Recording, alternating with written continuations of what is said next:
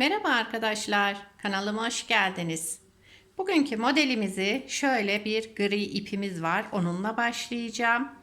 İpim şöyle orta kalınlıkta bir ip. Kullanacağım şiş 3,5 numara örgü şişi. Modelimiz oldukça güzel ve kolay bir model. İnşallah siz de beğenir, benimle yaparsınız. Kanalıma abone değilseniz ücretsiz bir şekilde abone olup videolarımı da beğeniyorsanız beğeni yapmayı, yorum yapmayı, beni desteklemeyi unutmayın arkadaşlar. Şimdiden hepinize teşekkürler. Hadi hep birlikte başlayalım. Şöyle ipimizi kenara alalım. Modelimize başlarken öncelikle ilmeklerimizle alarak başlayalım. Bu model için 4 ve 4'ün katları artı 1 ilmek sayısına ihtiyacımız var. Şu şekilde siz de yapacağınız örgüye göre ilmek sayısını bu şekilde ayarlayacaksınız. Modelimiz oldukça güzel ve kolay, gösterişli bir model. Her türlü örgüye de yakışacak bir model. Şöyle az bir anlatım yapacağım ben. Hemen sayalım. 1, 2, 3, 4, 5, 6, 7, 8, 9, 10. 11, 12, 13, 14, 15, 16. Model için artı 1 ilmeğimi de aldım ve başlayalım arkadaşlar. Bu modelin tersi düzü yok. İki tarafta kullanılabilecek bir model. İlk sıra olduğu için kenar ilmeğimi düz olarak ördüm. Şimdi 3 tane ters örüyorum. 1 2 3 ilmek ters ördüm. Kenar ilmeğinden sonra 3 ilmek ters ördüm. Bir ilmek örmeden aldım. İpim arka tarafta olacak. Yine 3 ilmek ters örüyorum. 1 2 3 ilmek ters ördüm. İpim arka tarafta. Bir ilmek örmeden aldım. 3 ilmek ters. 1 2 3 ilmek ters ördüm. İpim arka tarafta, bir ilmek örmeden aldım. Kenarda da yine 3 ilmek tersim var. Kenar ilmeğini de ördüm. Bu şekilde modelimizi kurduk arkadaşlar. Şimdi modelin diğer yüzündeyiz. Yani ikinci sırasındayız. Tersi düzü olmadığı için evet, kenar ilmeğimi örmeden aldım. Burada 3 tane düz ilmeğimiz var, bakın. İlk ilmeğimi ters olarak ördüm. İkinci ilmeği örmeden aldım. İpim arka tarafta. Şimdi 1 2 3 ilmek ters ördüm. İpim arka tarafta, bir ilmek örmeden aldım. 1 2 3 ilmek ters ördüm. İpim arka tarafta, bir ilmek örmeden aldım. 1 2 3 ilmek ters ördüm.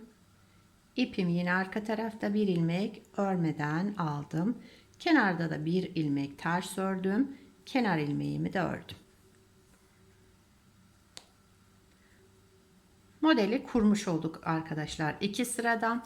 Şimdi bu model o iki sıranın tekrarından oluşacak. Bu şekilde devam edeceğiz.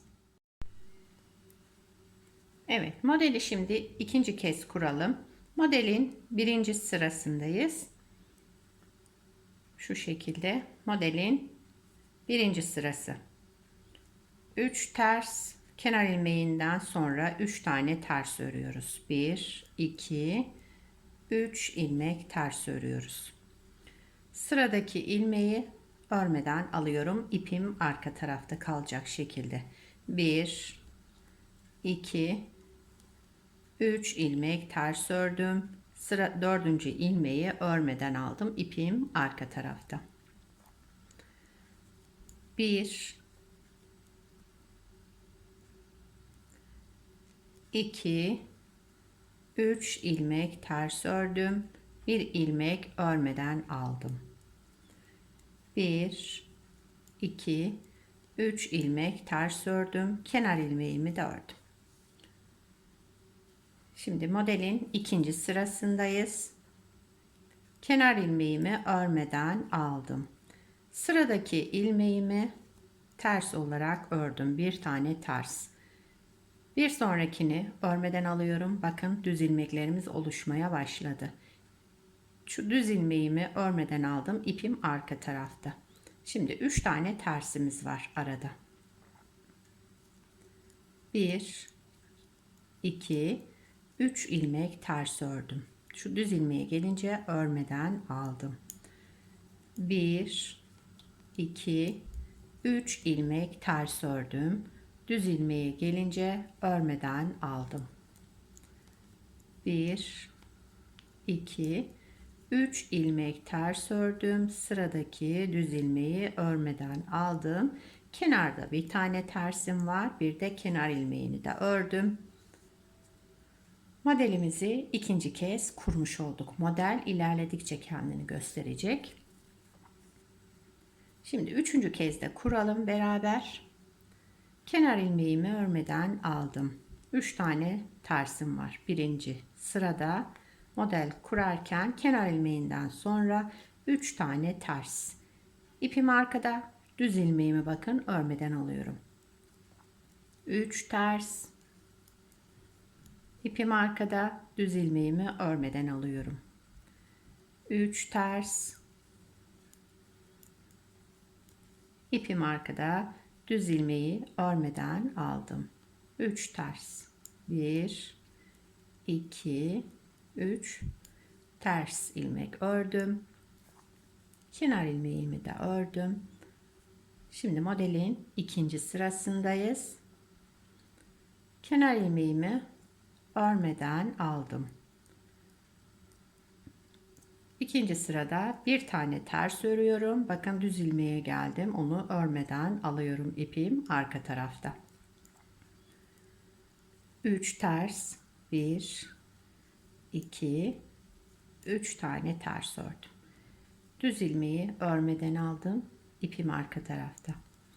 1 2 3 tane ters ördüm. Bir tane düz ilmeğimi örmeden aldım. 3 ters.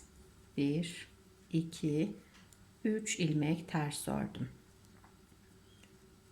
Düz ilmeği örmeden aldım. Kenarda bir tane tersim var. Onu da ördüm. Kenar ilmeğimi de ördüm. Evet arkadaşlar, bakın model oluşmaya başladı. Her iki tarafta da dediğim gibi ilerledikçe kendini gösterecek. Bir kez daha yapalım şöyle. Modelin birinci sırası. Kenar ilmeğimi örmeden aldım. Birinci sırada hemen kenar ilmeğinden sonra 3 tane ters örüyoruz. Bakın. Sıradaki düzü örmeden aldım ama ipim hep arkada olacak. 3 ters. Bu düz ilmeği örmeden aldım. 3 ters. 1 2 3 tane ters ilmek ördüm. Düz ilmeği örmeden aldım. 1 2 3 tane ters ilmek ördüm. Kenar ilmeğimi de ördüm. Modelin ikinci sırasındayız. İkinci sırada kenar ilmeğimi örmeden alıyorum. Bir tane ters örüyorum. Bakın kenarda bir tane ters ördüm. Düz ilmeğe gelince örmeden alıyorum. 3 tane ters. Şimdi 3 ilmek ters ördüm. Düz ilmeğe geldim. Örmeden aldım. 3 ters. 1 2 3 ilmek ters ördüm. Düz ilmeğe gelince örmeden aldım. 3 ters. 1 2 3 ilmek ters ördüm. Düz ilmeği örmeden aldım. Kenarda bir tane ters. Kenar ilmeğimi de ördüm. Bakın model oluşmaya başladı arkadaşlar. Modelimiz böyle. Gördüğünüz gibi gayet kolay ve güzel bir model. Bunu yeni öğrenenler bile gayet rahatlıkla yapabileceği kolay bir model. Şöyle bunu da daha önce yapmıştım. Onu göstereyim. Bunu da beraber yaptık arkadaşlar. Modelimizin ilerlemiş hali de böyle olacak. Bakın model tam kendini gösterdi. Dediğim gibi tersi düzü yok bu modelin. İki yönden de aynı görüntüsü. Şöyle kenar ilmeklerim. İki taraftan da aynı. Evet, istediğiniz tarafı kullanabileceğiniz harika bir model. Bu modelden bere yapabilirsiniz, kaşkol yapabilirsiniz, yelek, hırka, her türlü örgüde kullanabilirsiniz. Erkek örgülerinde, bayan örgülerinde, yani yetişkin örgülerinin hepsinde, çocuk örgülerinde, istediğiniz örgüde kullanabileceğiniz harika bir model. İnşallah siz de beğenir, benimle yaparsınız. Beğenilerinizi, yorumlarınızı bekliyorum arkadaşlar. Yapacak olan arkadaşlara kolay gelsin. Bir sonraki videoda görüşmek üzere. Hoşça kalın.